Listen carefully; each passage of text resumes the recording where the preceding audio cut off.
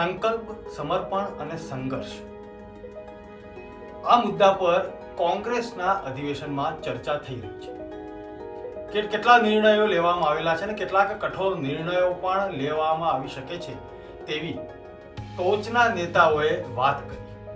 મલ્લિકાર્જુન ખડગે જે કોંગ્રેસના અધ્યક્ષ છે તેમણે તો ત્યાં સુધી કહી દીધું કે જે નિષ્ક્રિય નેતાઓ છે તેમણે ફટાફટ રીતે એટલે કે તાત્કાલિક ઘરે બેસી જવું જોઈએ, કારણ કે હવે નવા યુવા નેતાઓને આગળ લાવવા પડશે અને કોંગ્રેસને ફરી બેઠી કરવી પડશે. જે નિષ્ક્રિય નેતાઓ છે તેમણે સમજી જવું જોઈએ કે પક્ષ માટે અથવા તો પક્ષ વિરોધી કાર્ય જો કરતા હો તો બંધ કરી દેવા પડશે. સાથે સાથે કેટલા નિર્ણયોમાં એવી ચર્ચા થઈ રહી છે કે ગુજરાત જે પોલિટિકલ એપી સેન્ટર તરીકે દેશ દુનિયામાં પ્રખ્યાત છે, કંઈક નવા જૂનીના એંધાણ પણ વર્તાઈ રહ્યા છે અને સમય આવશે ત્યારે તે ખબર પણ પડશે. અલગ અલગ નેતાઓએ પોતાનો મત પ્રગટ કર્યો. મુંબઈ સમાચારના ખાસ રિપોર્ટમાં કોણે શું કહ્યું તે જોઈએ.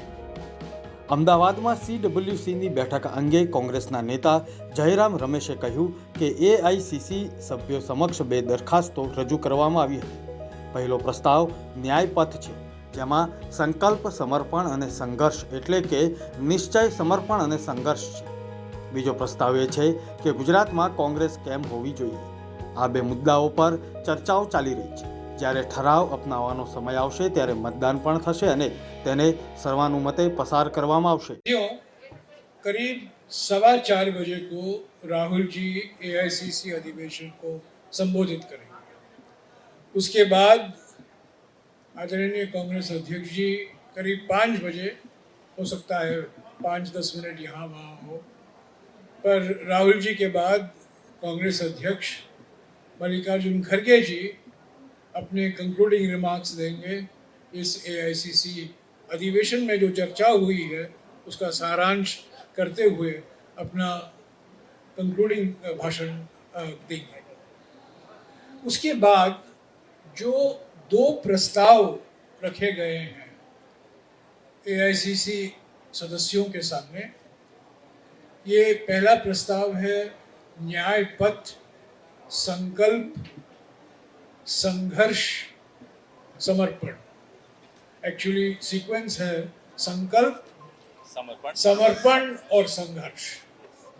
तो इस पर अभी चर्चा चल रही है. इसके बाद पारित होगा. और एक और जो विशेष प्रस्ताव है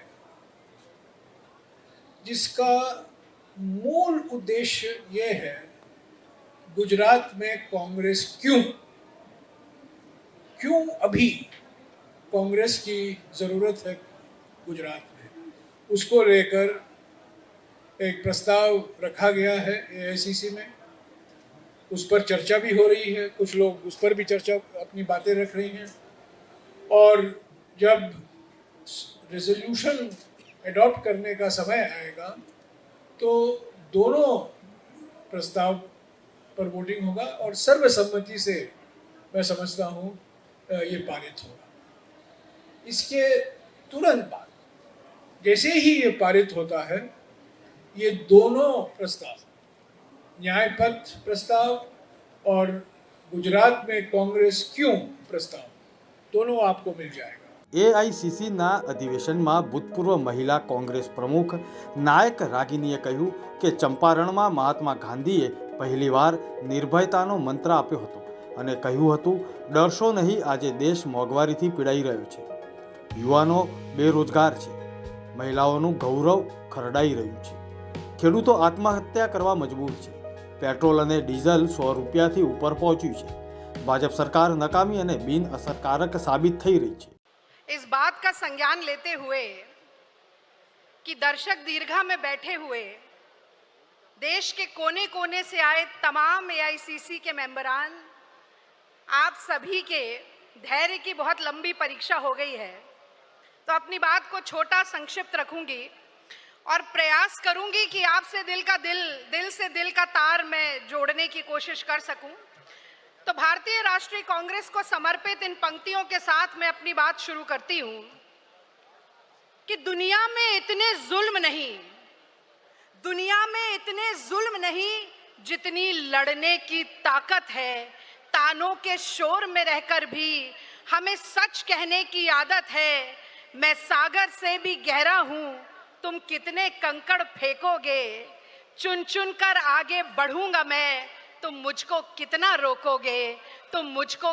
रोकोगे। और खास तौर से अपने मोहब्बत वाले नेता के लिए कि मैं उस माटी का वृक्ष नहीं जिसे नफरत की नदियों ने सींचा है। मैं उस माटी का वृक्ष नहीं जिसे नफरत की नदियों ने सींचा है। बंजर मिट्टी में पलकर मैंने मृत्यु से जीवन खींचा है। मैं पत्थर पर लिखी इबारत हूं, शीशे से कब तक तोड़ोगे। चुन चुन कर आगे बढ़ूंगा मैं, तो मुझको कितना रोकोगे। AICC ના સત્રમાં પરેશ ધાનાણીએ પોતાના સંબોધનમાં કહ્યું કે ગુજરાત મહાત્મા ગાંધી અને સરદાર પટેલનું છે. ગુજરાત સ્વાભિમાન, સત્ય અને સ્વતંત્રતાની ચળવળનું એન્જિન છે. આજે ગુજરાતને ભય અને સ્વાર્થની દિવાલો વચ્ચે ગુલામ બનાવવાના પ્રયાસો થઈ રહ્યા છે. લોકોને ડરાવવામાં આવી રહ્યા છે, આંદોલનોને દબાવવામાં આવી રહ્યા છે. અહંકાર હંમેશા હારતો હોય છે. ગુજરાતે દેશની આઝાદીનું નેતૃત્વ કર્યું. ગુજરાત લોકોની સ્વતંત્રતાનું નેતૃત્વ પણ કરશે. કોંગ્રેસ આવશે અને સમૃદ્ધિ લાવશે તેવો આશાવાદ ગુજરાત કોંગ્રેસના નેતા પરેશ ધાનાણીએ વ્યક્ત કર્યો. राज्य स्तरीय सभी संवैधानिक संस्थाएं खत्म हो चुकी है। संसदीय कार्यशाला कमजोर हो चुकी है। ये गुजरात की स्थिति में बता रहा हूं सर। यहाँ न्यायिक व्यवस्था पर लगाम कसने की कोशिश हो रही है। जन जन को डराया जा रहा है, विपक्ष को कहीं कचड़ा जा रहा है।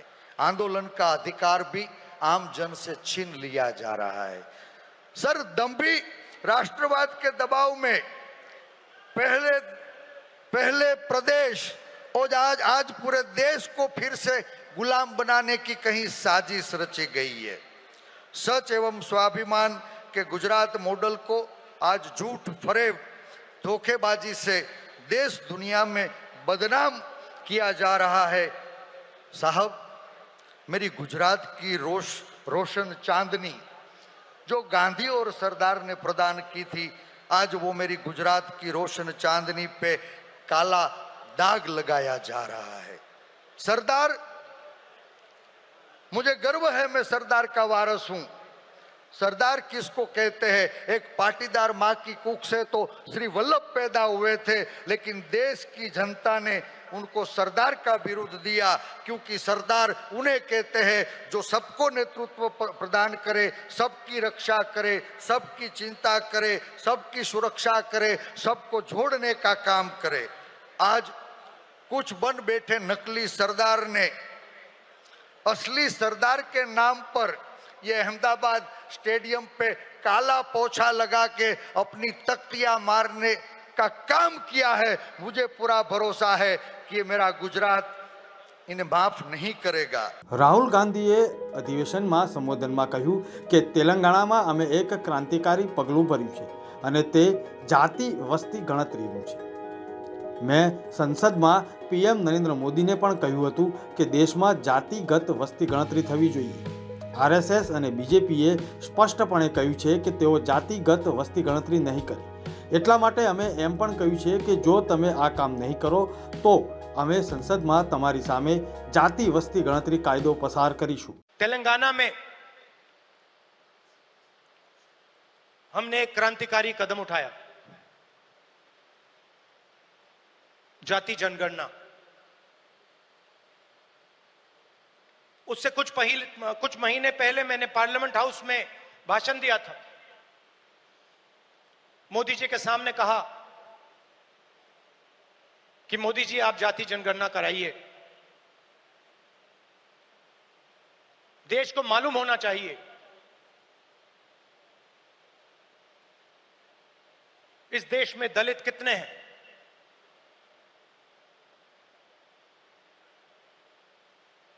पिछड़ा वर्ग कितना है,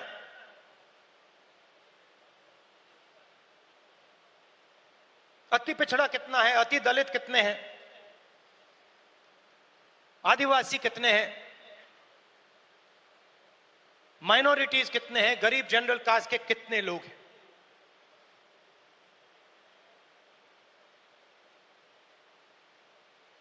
और मैं सिर्फ जाति जनगणना के पीछे नहीं था। जाति जनगणना एक कदम है, मुझे यह पता लगाना था कि इस देश में किसकी कितनी भागीदारी है। उस समय मैंने कहा था कि देश का एक्सरे होना चाहिए, पता लगाना चाहिए कि जो हमारे दलित, आदिवासी, पिछड़े वर्ग के लोग धूप में काम करते हैं, मजदूरी करते हैं, क्या सचमुच में ये देश उनकी इज्जत करता है? क्या सचमुच में ये देश उनको जगह देता है? ये मेरे दिमाग में सवाल था। मोदी जी ने, आरएसएस ने साफ कह दिया, हम जाति जनगणना नहीं करेंगे,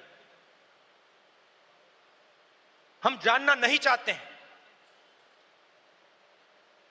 हम समझना नहीं चाहते हैं, हम लोगों को बताना नहीं चाहते हैं कि इस देश में दलितों को, आदिवासियों को, पिछड़ों को, गरीब जनरल कास्ट को, माइनॉरिटीज को कितनी भागीदारी मिलती है, हम छुपाना चाहते हैं। और वहां मैंने सामने बोल दिया कि आप छुपाइए जितना छुपाना है। लोकसभा में, राज्यसभा में हम कानून पास करेंगे, आपके बिल्कुल सामने कानून पास करेंगे, जाति जनगणना यहीं से निकालेंगे। અમદાવાદમાં 2 દિવસીય સત્રમાં અનેક મુદ્દાઓ પર ચર્ચા થઈ અને નિર્ણયો પણ લેવામાં આવ્યા। દરેક સભ્યએ પોતાનો મત પણ પ્રગટ કર્યો અને કોંગ્રેસને ગુજરાતમાં ફરી બેઠી કરવાની વાતો પણ થઈ, પરંતુ પક્ષ વિરોધી પ્રવૃત્તિ કરવા પર પક્ષમાં કેવા નિર્ણયો લેવાશે અને કોણ પક્ષમાંથી બહાર થશે તે સમય બતાવશે। મુંબઈ સમાચાર માટે જીગર પંડ્યા સાથે રાહુલ વેગડાનો ખાસ રિપોર્ટ।